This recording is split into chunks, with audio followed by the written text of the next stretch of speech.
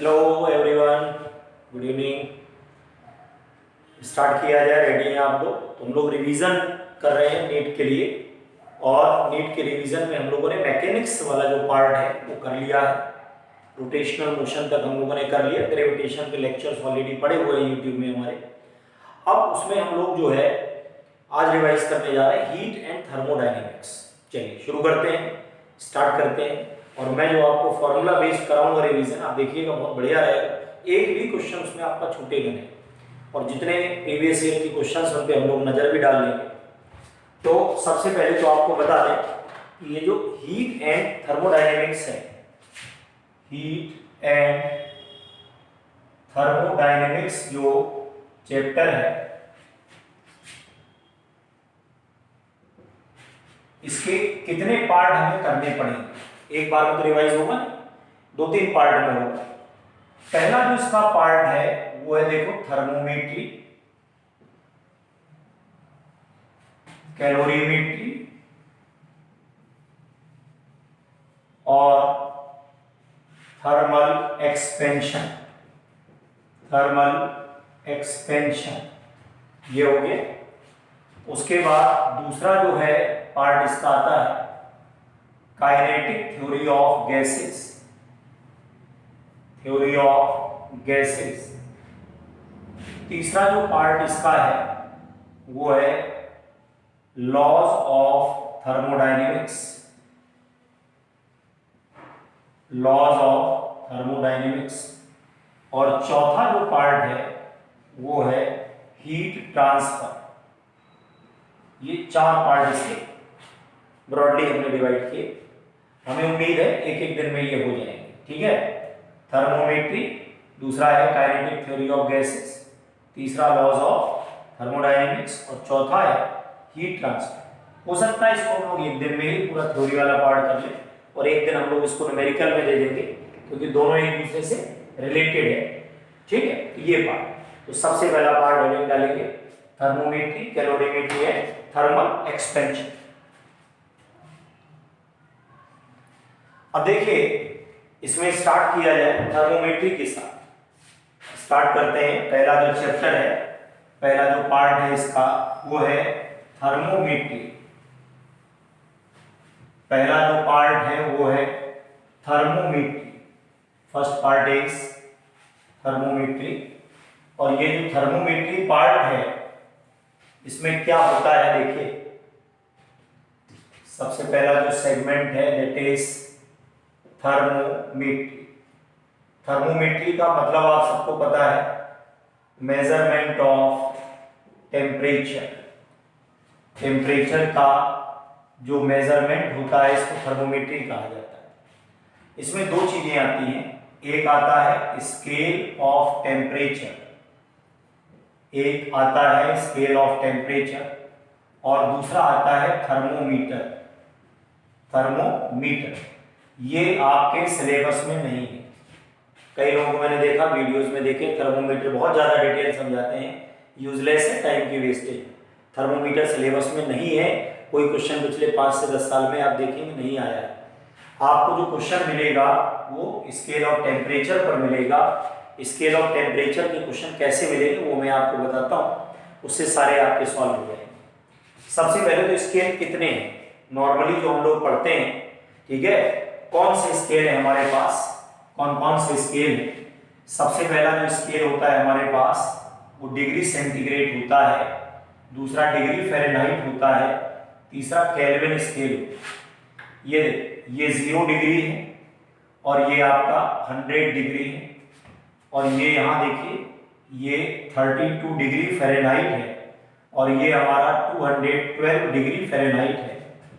यहाँ पर आइए तो ये आएगा 273 केल्विन, और ये आएगा 373 केल्विन। हमने कंपेयर कैसे किया है, कंपेयर ऐसे किया कि 0 डिग्री है आइस का मेल्टिंग पॉइंट, यहाँ पर मेल्टिंग पॉइंट होता है इसका 32 डिग्री फ़ारेनहाइट, और यहाँ 273 केल्विन होता है। और वाटर का बॉइलिंग पॉइंट है 100 डिग्री, यहाँ पर 212 डिग्री फ़ारेनहाइट, यहाँ केल्विन। अब देखिए, सपोज कर लीजिए यहाँ कोई टेम्परेचर C है, यहाँ F है, यहाँ K है। तो देखिए C माइनस लोअर लिमिट कितना है zero, c minus zero upon क्या हुआ, upper limit minus lower limit, तो ये हो गया देखो upper limit minus lower limit. Okay, इसके बाद देखिए दूसरा कितना है, f minus lower limit 32 upon ये आएगा 212 माइनस 32। तीसरा कौन सा हो गया हमारा, तीसरा हो गया k माइनस 273 अपॉन 373 माइनस 270। क्या मिला यहां से, ये आया देखो c upon 100 equals to f minus 32 upon 180, ये आ गया k माइनस 273 अपॉन 100, तो ये आया देखो c upon 5 f minus 32 upon 9 और k माइनस 273 अपॉन 5। ये जो है रिलेशन याद रखिएगा तीनों स्केल का होता है।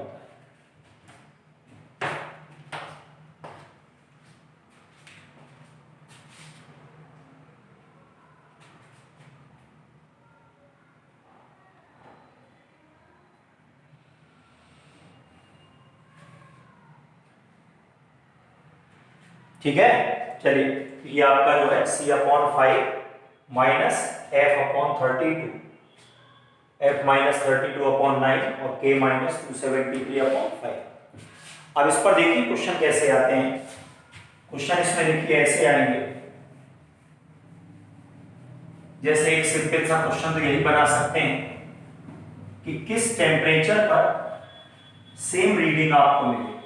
जैसे एक क्वेश्चन हमने ये बना लिया कि एट विच टेम्परेचर,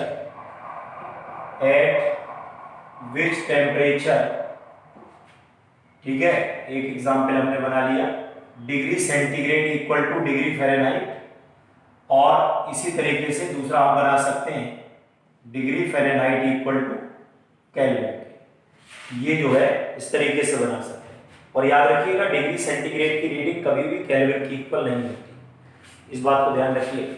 ये दो बन सकते हैं, एक मैं आपको करके दिखा रहा हूं, एक अपने आप करिए। पहला देखिए c upon 5 equals to f minus 32 upon 9। अब ये दोनों इक्वल हैं, अगर इक्वल है तो यहाँ पर x अपॉन 5, ये x माइनस 32 अपॉन 9, ये आएगा देखो 9x 5x माइनस 160, ये आएगा तुम्हारा 4x माइनस 160, तो x आएगा माइनस 40 डिग्री। तो 40 डिग्री फ़ारेनहाइट और 40 डिग्री सेंटीग्रेड दोनों आपस में इक्वल होते हैं, ठीक है। ऐसे ही आप फ़ारेनहाइट और केल्विन का ले सकते हो, दोनों को x करके लिख करके सॉल्व कर सकते हो। डिग्री सेंटीग्रेड और केल्विन ये कभी किसी टेम्परेचर पर इक्वल नहीं होते, या कुछ रिजल्ट याद भी रखिए, ठीक है। फिर वही बात, दोनों को कंपेयर करना। इसके बाद एक और क्वेश्चन आया करता है जिसमें हम दो स्केल को कंपेयर करते हैं, कोई अननोन स्केल बना देगा, कोई अननोन स्केल बना देगा और उस अननोन स्केल में हमको कंपेयर करना होगा। जैसे नीट का क्वेश्चन है, देखते हैं पुराना, ठीक है, लिखिए आप तब तक इसको।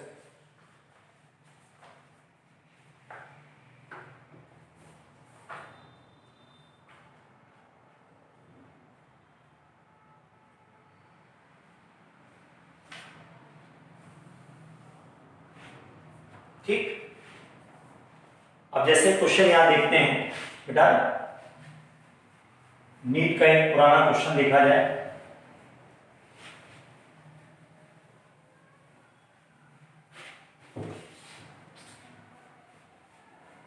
और क्वेश्चन क्या है देखिए, क्वेश्चन इसमें यह है कि on a new scale of temperature called W scale, दो स्केल देखो बना लो, यहां पर एक नई स्केल कह रहा है, तो एक तो डिग्री सेंटीग्रेड बना लो और एक W स्केल बना लो, ठीक है।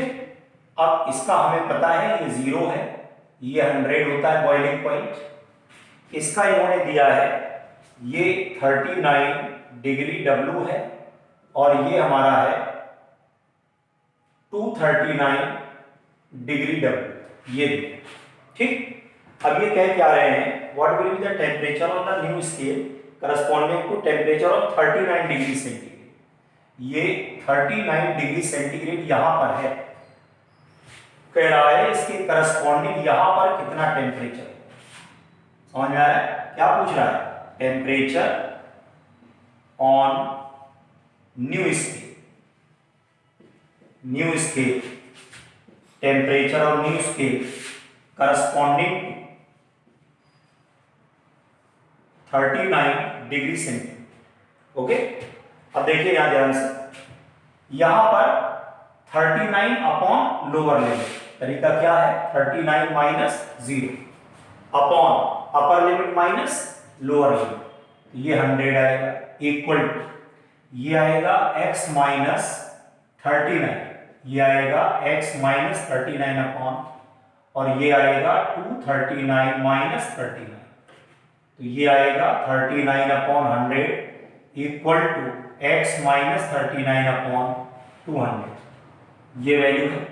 अब यहां से हमको क्या मिला? देखो ये कैंसिल कर दो तो 2 आ जाएगा, ये आएगा 39 into 2 equal to x minus 39, तो x की वैल्यू हो जाएगी, ये यहां ले आना, तो ये हो जाएगा 3 इंटू 39, ये वैल्यू नोट कर लीजिए।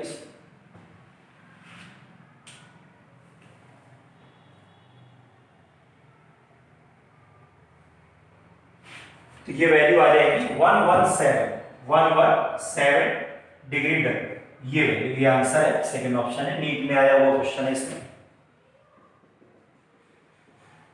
ये क्या तरीका है? ये पुराना स्केल जो हमने पढ़ा, ये नया स्केल, ये न्यू स्केल है, ये इन्होंने कहा है न्यू स्केल। अब दोनों को हमें कंपेयर करना है, यहाँ 39 है, यहाँ x निकालना है, 39 upon w, 39 minus 0 upon upper limit minus lower limit, x minus 39 upon 239 minus 39, solve कर लीजिए, वैल्यू आ जाएगी। ओके, चलिए, तो ये आपका एक क्वेश्चन हमने कराया स्केल ऑफ टेम्परेचर पर, बिल्कुल आसान क्वेश्चन है, बिल्कुल आपको हेजिटेट नहीं होना है, इसी टाइप के क्वेश्चन आते हैं। क्लियर हो रहा है? या तो कोई नई स्केल बना देगा, तो नई स्केल को पुरानी से कंपेयर करना है, या पुरानी स्केल पे डायरेक्टली क्वेश्चन आ जाएगा। ठीक है, आगे देखते हैं।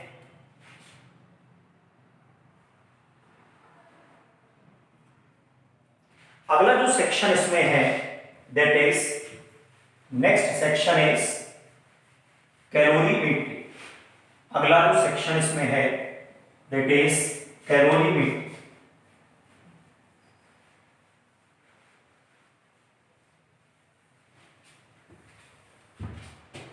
Next section is calorimetry. Next section है कैलोरीमेट्री। कैलोरीमेट्री क्या होता है? Measurement of heat, measurement of heat is called calorimetry, measurement of heat. अब इसमें मैं आपको सीधा सीधा दो फॉर्मूले बताऊंगा, काम खत्म। कैसे? यहां पर दो फॉर्मूले लगाएंगे, Q equals to MC delta theta, ये एक फॉर्मूला है इसमें। ये तब लगता है जब ड्यूरिंग सेम स्टेट होता है, जब बॉडी की स्टेट सेम होती है, मतलब सॉलिड सॉलिड है, लिक्विड लिक्विड है, गैस गैस है, तो ये फॉर्मूला होगा। यहां पर Q क्या है? हीट गिवन और टेकन है, M क्या है? ये मास है, C क्या है? स्पेसिफिक हीट कैपेसिटी है। Okay, what is delta theta? ये चेंज इन टेम्परेचर है, ये चेंज इन टेम्परेचर है। समझ में आ रहा है? ये फॉर्मूला जो लगाएंगे, ये तब लगाएंगे जब सेम स्टेट होगा। क्लियर हो रहा है कि नहीं हो रहा? तो एक फॉर्मूला ये होगा।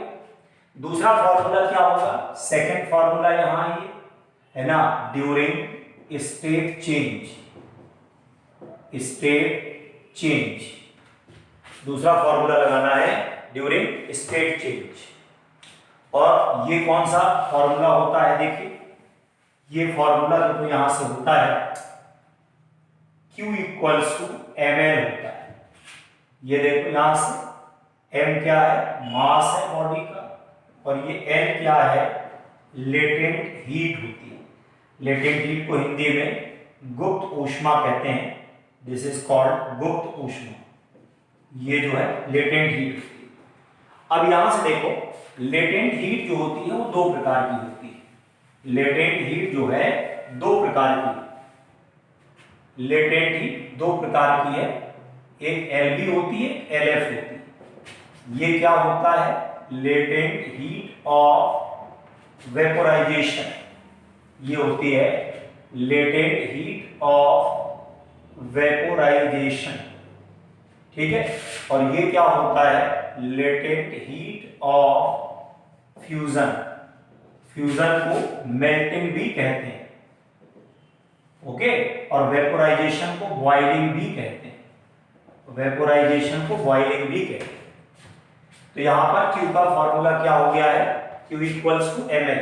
ये तब लगाएंगे जब स्टेट चेंज होता है, जब क्या होता है बोलो? स्टेट चेंज होता है। और L क्या होता है? L होता है लेटेंट हीट।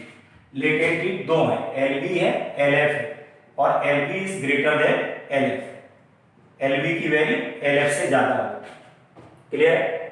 अब यहां पर कुछ वैल्यूज याद कर लीजिएगा, जरूरी है, हालांकि क्वेश्चन में दी रहती हैं, लेकिन कुछ वैल्यूज मैं आपको कहूंगा याद कर लो। जैसे C जो है वाटर का, स्पेसिफिक हीट वाटर की, ये होती है 1 कैलोरी पर ग्राम पर डिग्री सेंटीग्रेड, या जूल में जाओगे तो 4.2 जूल पर ग्राम पर डिग्री सेंटीग्रेड, ओके। इसी तरीके से अगर आप लेटेंट हीट लेते हो LV, तो LV होती है 540 कैलोरी पर ग्राम, और LF लेते हो तो 80 कैलोरी पर ग्राम। ये वैल्यू नोट कर ले।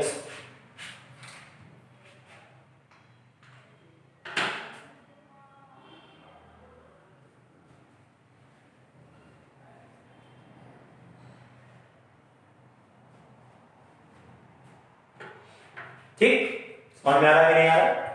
LV is greater than LF। कितनी है देखो, 540, ये कितना है? 80।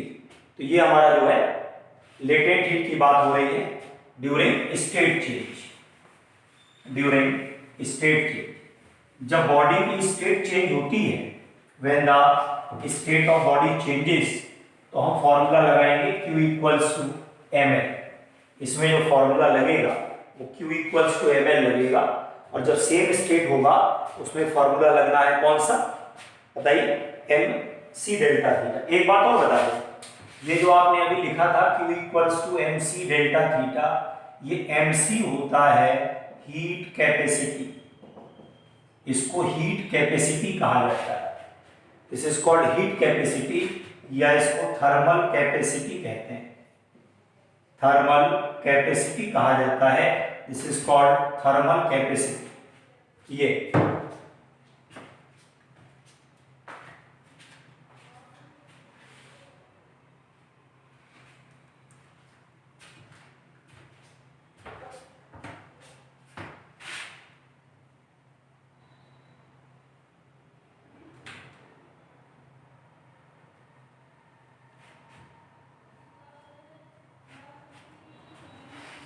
ठीक। अब देखिए, इसमें मैं एक आध आपको क्वेश्चंस करा दूं। जैसे एक सिंपल सा क्वेश्चन इसमें है कि यहां पर आपको आइस दी हुई है -5 डिग्री सेंटीग्रेड, और इसको कन्वर्ट करना है steam eight 100 degree. 10 gram ice है, और 10 ग्राम स्टीम में इसको कन्वर्ट करना है।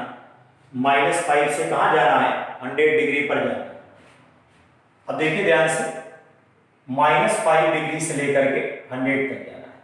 तो इसमें देखो एक बार में ये चेंज नहीं हो, पूछ रहा है हीट रिक्वायर्ड कितनी होगी, Q कितना होगा इस पूरी प्रोसेस में, यहां से लेकर यहां तक जाने में कितनी हीट होगी, ठीक। -5 पर आइस है, 100 डिग्री पर स्टीम पे ले जाना है। अब यहां देखो, आइस -5 पर है, आइस -5 डिग्री है, ये सबसे पहले पहुंचेगी ice 0 degree. Ice 0 degree melt होगा वाटर में, और वाटर 0 डिग्री पे आएगा। वाटर 0 डिग्री से वाटर 100 डिग्री पहुंचेगा, और वाटर 100 डिग्री से स्टीम 100 डिग्री पहुंचेगी। ये अब ये यहां पर फॉर्मूला लगेगा MC डेल्टा थीटा, यहां लगेगा ml, यहां लगेगा mc डेल्टा थीटा और यहां लगेगा ml। ये कौन सा वाला है, ये C अलग है, ये C डैश ले लो, और ये L कौन सा है, फ्यूजन वाला है, और ये वेपोराइजेशन वाला है। ये C डैश जो है ये मैंने आइस का लिया हुआ है, ये आइस का है, और इसके लिए वैल्यू याद रखिएगा 0.5 कैलोरी पर ग्राम पर डिग्री सेंटीग्रेड। ये हो वाटर की तो हमको पता ही। तो ये ऐसे हो, पहले -5 से 0, 0 से 0, फिर 0 से 100, 100 to 100। ये देखो ग्राफ बना के मैं समझा देता। ये देखो पहले ये ग्राफ ऐसे, फिर ऐसे, फिर ऐसे, फिर ऐसे। ये टेम्परेचर है, ये टाइम है, टाइम लीनियरली चेंज होगा। ये देखो ये -5 है, ये तुम्हारा 0 है, इसके बाद ये 100 डिग्री है, और ये जो ग्राफ है ये ऐसे लीनियरली जाता है। इस ग्राफ की यहां पर लेंथ छोटी होती है, यहां बड़ी होती है, मेल्टिंग वाले में छोटी है, फ्यूजन और उसमें वेपोराइजेशन में ज्यादा होती है। ठीक, अब यहां से इसको सॉल्व करें, टोटल हीट निकाल लेते हैं, सीधा लिख लिया इसको। चलिए अब इसमें हम लोग सॉल्व करते हैं। अगर सॉल्व करेंगे इसको, देखो तो कितना आसान है।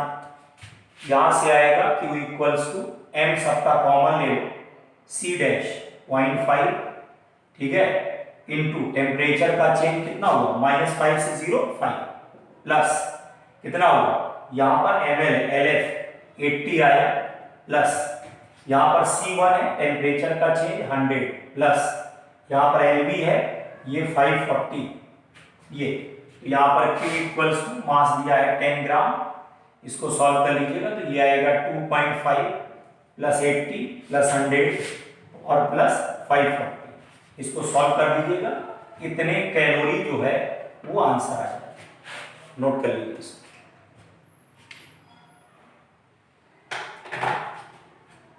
कितने कैलोरी का आंसर।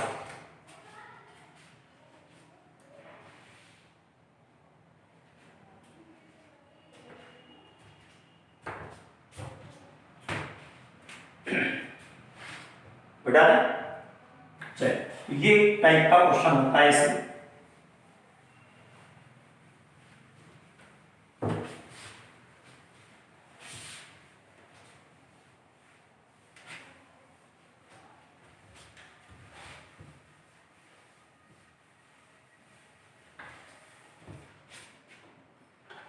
सेकेंड टाइप का क्वेश्चन देखिए।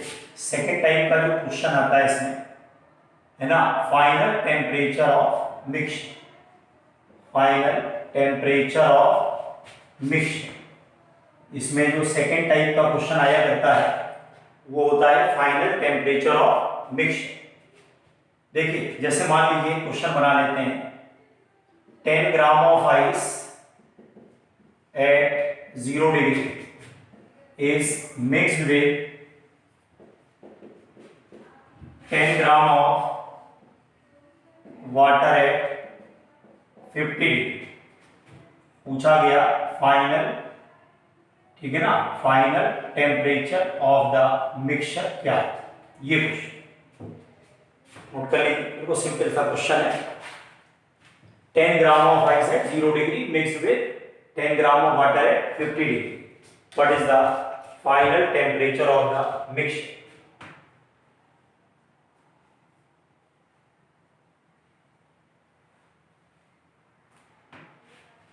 अब देखिए कैसे निकाला जाए। यहां पर सबसे पहले करेंगे heat required to melt ice.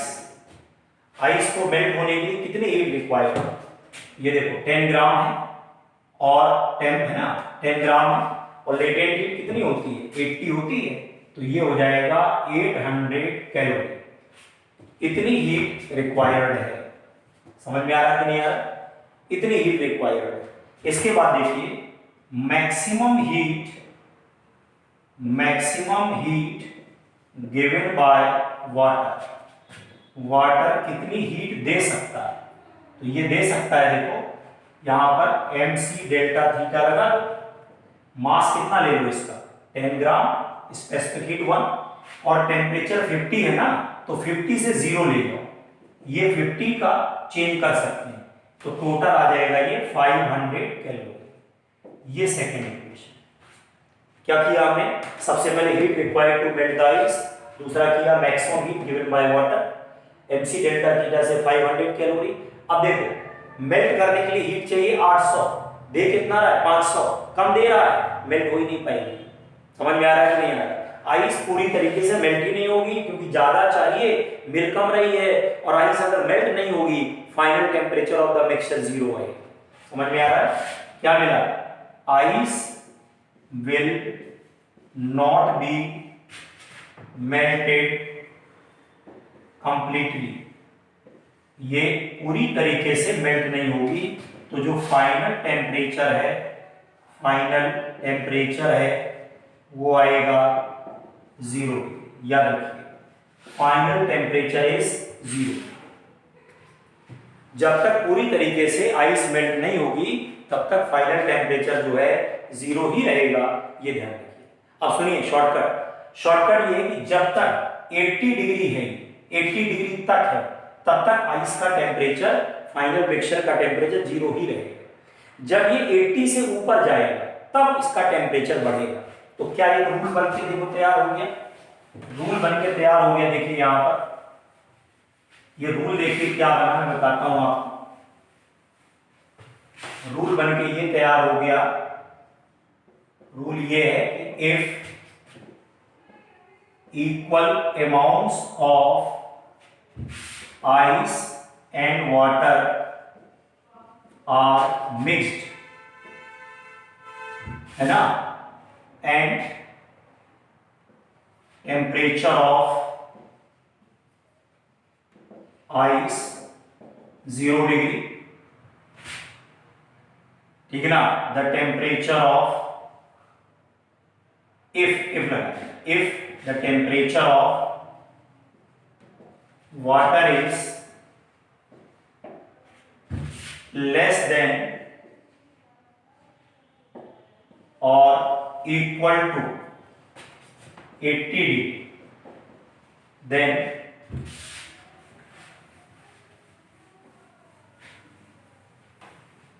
then final temperature of the mixture, final temperature of the mixture is 0.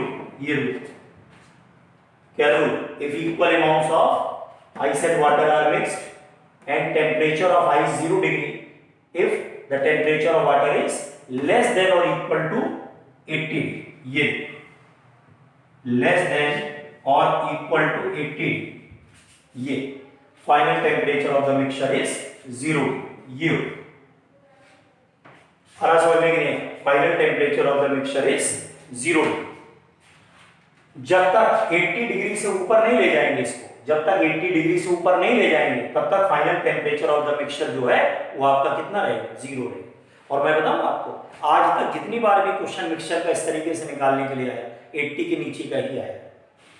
समझ में आ रहा है कि नहीं आया? बस एक बार थोड़ा सा चेंज किया था, मासेस बदले थे, एक बार उसने चेंज किया तो मासेस बदले थे, बाकी हमेशा यही क्वेश्चन आया है।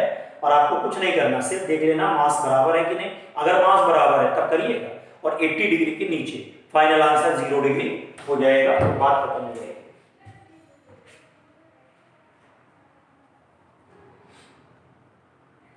अब देखिए नीट में जेईई में आए हुए देखिए क्वेश्चंस पे एक बार नजर दौड़ाएं, है ना। कैलोरीमेट्री पे कौन कौन से क्वेश्चन आए। थर्मोमीटर में फिर बोल रहा हूं, थर्मोमीटर पर क्वेश्चन नहीं करना है।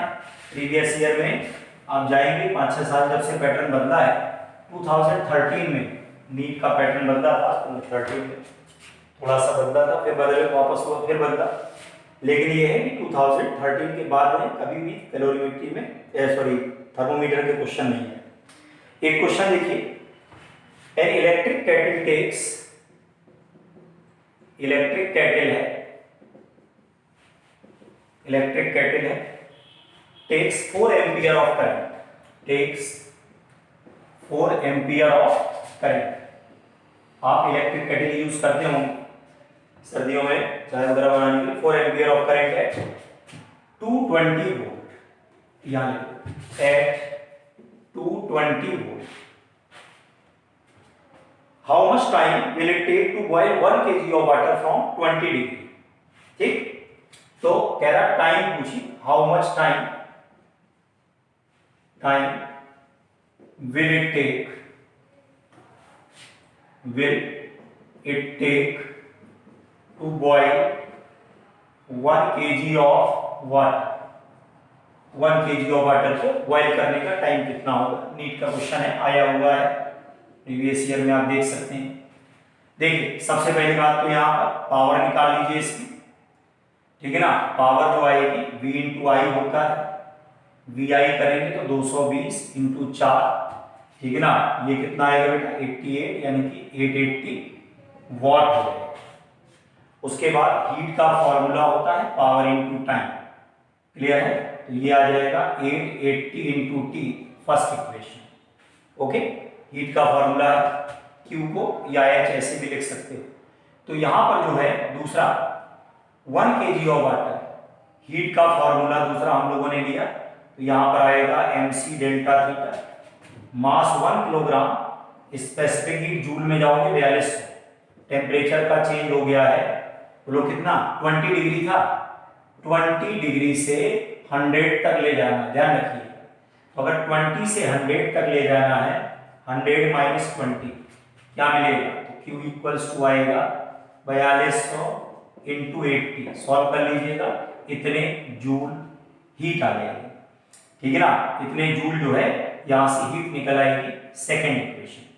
ठीक, अभी हमने इसको वो नहीं किया।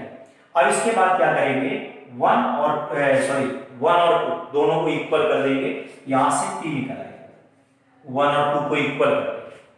फिर से देख लो, पावर वी आई होता है, वी कितना दिया है 220, करंट 4 एम्पियर का 880 वॉट हो गया। Q बराबर हीट है ना, Q हीट है, पावर इंटू टाइम, तो यहां से 880 इंटू टी आएगा। अब क्या करेंगे यहां से, ये देखिए, अब हम लोग क्या करेंगे यहाँ पे, ये अब यहां से 1 और 2 इक्वल कर दिया, तो ये आएगा 880 टी इक्वल्स टू, ये आएगा 4200 इंटू 80, ये कैंसिल हो गया, तो टी इक्वल्स टू आया 4200 इंटू 8 अपॉन 88, ये 11 आएगा, 4200 अपॉन 11 सेकेंड्स। बाकी आप मिनट्स में आवर्स में जैसे चेंज करना हो इसको कर सकते हो, ये आंसर आएगा।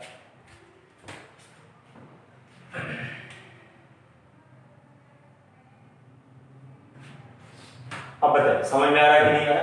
कैलोरीमेट्री के क्वेश्चन बहुत आसान आते हैं, जो मैंने आपको मिक्सचर वगैरह करा दिया है वो बस उस लेवल तक जाए, बाकी आपको इसमें दोनों मिक्स करके आता है। Basically heating effect of current और कैलोरीमेट्री मिला करके क्वेश्चन ज्यादा आते हैं। जैसे मैंने कैटेल वाला कराया, इसी टाइप के क्वेश्चन और भी हैं, ठीक है। तो ये इस टाइप के क्वेश्चंस की प्रैक्टिस करनी है, ठीक है।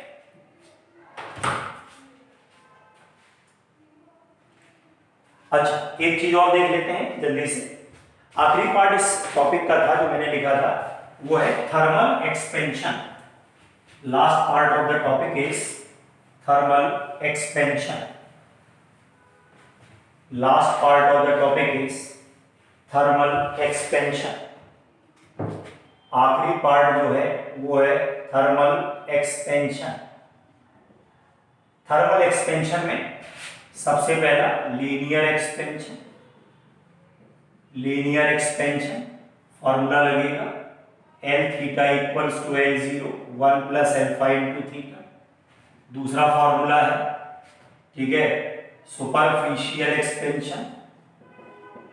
सुपरफिशियल एक्सपेंशन, एरिया में जो एक्सपेंशन होता है ये होता है A theta equals to A not 1 plus beta theta.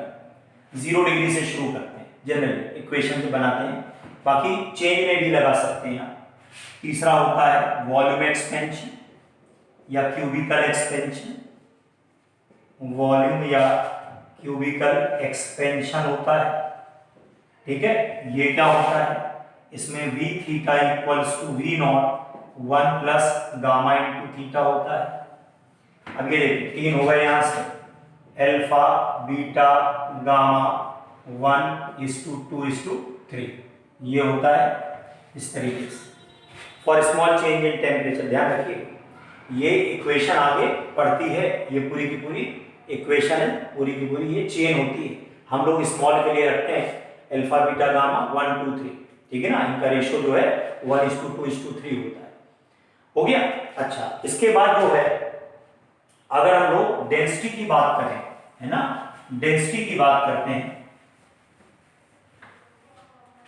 मान लीजिए, है ना, फॉर डेंसिटी हमें फॉर्मूला लगाना है, तो यहां पर डेंसिटी के लिए क्या लगाएंगे बताइए। डेंसिटी में देखिए अगर आप हीट करेंगे तो मास नहीं बदलेगा, केवल वॉल्यूम बदलेगा। बदलेगा कि नहीं बदलेगा? मास सेम रहेगा, मास सेम रहेगा। तो जो पहले मास रहा होगा वो रहा होगा V0 और रो नॉट, ये डेंसिटी, ठीक है। और बाद वाला जो मास रहा होगा वो V थीटा रो थीटा रहा होगा, इस तरीके से बना, ये हमारा V थीटा रो थीटा रहा होगा। अब इसके बाद क्या करेंगे,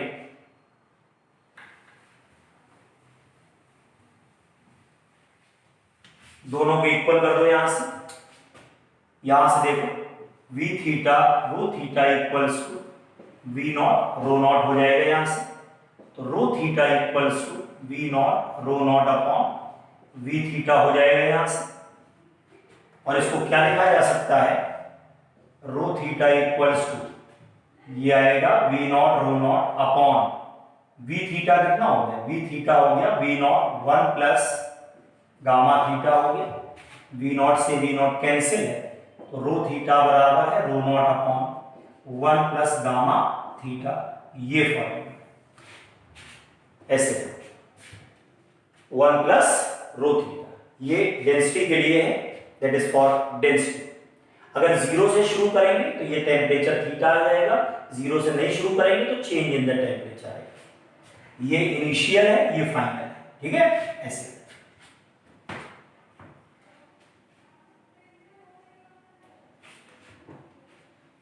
समझ में आ रहा है? अब इसको थोड़ा सा हम लोग एजम्पशन भी कर लेते हैं। एजम्पशन ऐसे कर लेते हैं कि इसको कर देते हैं rho theta equals to rho not 1 plus gamma theta की पावर -1, तो rho theta equal to rho not 1 minus gamma theta होता है, ये वैल्यू होती है। Rho theta 1 minus gamma theta है, ये तो कर लीजिए, ठीक है। रो थीटा बराबर है rho not 1 minus gamma theta. ये तब लगाएंगे, बाइनोमियल लगाइए, फ्रॉम बाइनोमियल है ये, for small change, for small change. और आपको पता है जनरली स्मॉल ही आता है, लेकिन फिर भी सावधान रहिए, अपनी तरफ से ना लगा दीजिएगा, जब तक कहा ना जाए वो लगाइए। तो ये जो है फॉर स्मॉल चेंज, तो वॉल्यूम बढ़ेगा एक्सपेंशन में और डेंसिटी कम होने लगती है, सिंपल सी बात है ना, लॉजिकल है। वाटर का थोड़ा ध्यान रखिएगा, एबनॉर्मल बिहेवियर होता है, ठीक है, और वो भी 0 से 4 डिग्री के बीच में टेम्परेचर बढ़ता है, 0 से 4 के बीच में, और डेंसिटी बढ़ती है। जबकि टेम्परेचर बढ़ने से डेंसिटी कम होनी चाहिए, वहां पर बढ़ती है। 4 डिग्री पर वाटर की डेंसिटी मैक्सिमम होती है। तो वाटर का एनोमलस बिहेवियर होता है, सबसे हट करके बिहेवियर है, वो भी थोड़ी सी रेंज में 0 से 4 के बीच में। ओके, तो ये हमारा थर्मल एक्सपेंशन है। अच्छा, इसके बाद लिक्विड्स के लिए एक फॉर्मूला बता दें, फॉर लिक्विड्स के लिए एक फॉर्मूला बता दें। लिक्विड्स के लिए क्या फॉर्मूला है? लिक्विड्स के लिए फॉर्मूला है कि जैसे कोई कंटेनर है और इसमें आपने किसी लिक्विड को भर दिया है, ये आपने एक लिक्विड को यहाँ पर फिल कर दिया है, ये देखो ये सॉलिड कंटेनर है। अब जब आप यहाँ से हीट करेंगे इसको नीचे से, तो देखो यहाँ पे क्या होगा, दोनों में एक्सपेंशन होगा, लिक्विड में भी होगा और सॉलिड में भी होगा, दोनों में एक्सपेंशन होगा। कैसे देखना है इसमें, यहां पर दोनों में एक्सपेंशन होगा, यहां पर जो है दोनों में एक्सपेंशन होंगे, दोनों में एक्सपेंशन है, तो gamma L minus gamma S, ये गामा ए कहलाता है। यहां पर गामा एल क्या होता है, कोफिशिएंट ऑफ वॉल्यूम एक्सपेंशन, ठीक है, फॉर लिक्विड। और गामा एस क्या होता है, coefficient of volume expansion for solid, और गामा ए क्या होता है, apparent coefficient of expansion, apparent coefficient of expansion. ठीक, ये हो गया गामा ए, गामा एस, और तीसरा हो गया गामा ए। 3 याद। अब यहां देखिए याद करना है, अगर गामा ए ज्यादा है, ग्रेटर है, तो लेवल बढ़ेगा, अगर गामा एस ज्यादा है तो लेवल घटेगा, और दोनों बराबर है तो लेवल सेम रहेगा। बात तो समझ रहे हो नहीं समझ रहे हो? यहां पर जो है 3 केस हो सकते हैं। कौन कौन से? पहला केस, अगर गामा एल ज्यादा है तो लेवल बढ़ेगा, और अगर गामा एस ज्यादा है तो लेवल घटेगा, और गामा एल गामा एस बराबर है तो 0 हो जाएगा। समझ रहे हो ना? तो यहां पर देखो ऐसे याद कर लो कि अगर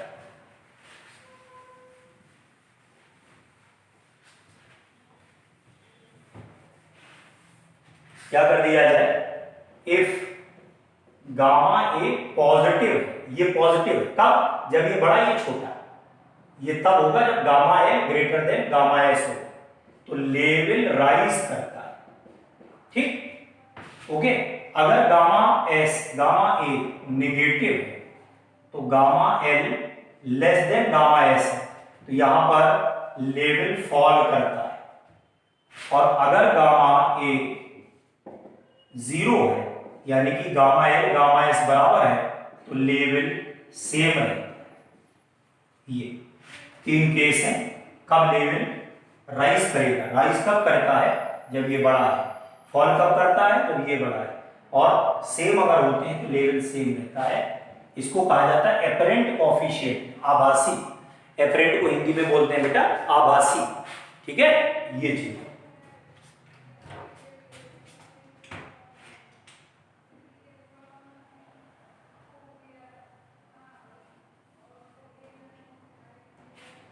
आ गया समझ में? ये थर्मल एक्सपेंशन है। ठीक है, थर्मल एक्सपेंशन है, इसमें पूरा हो गया, लगभग सारे क्वेश्चन इससे सॉल्व हो जाएंगे। कोई ऐसा इसमें डरने की जरूरत नहीं है, बिल्कुल फॉर्मूला बेस्ड क्वेश्चन आते हैं। ठीक है, बिल्कुल फॉर्मूला बेस्ड क्वेश्चन आएंगे आपके यहाँ पर, बिल्कुल भी आपको डरने की आवश्यकता नहीं है। जो मैंने फॉर्मूले बताए, एक्सपेंशन सॉलिड वाले 3 फॉर्मूले हैं, और बाद में ये लिक्विड वाला फॉर्मूला है, इस पर जो है क्वेश्चन है आपके।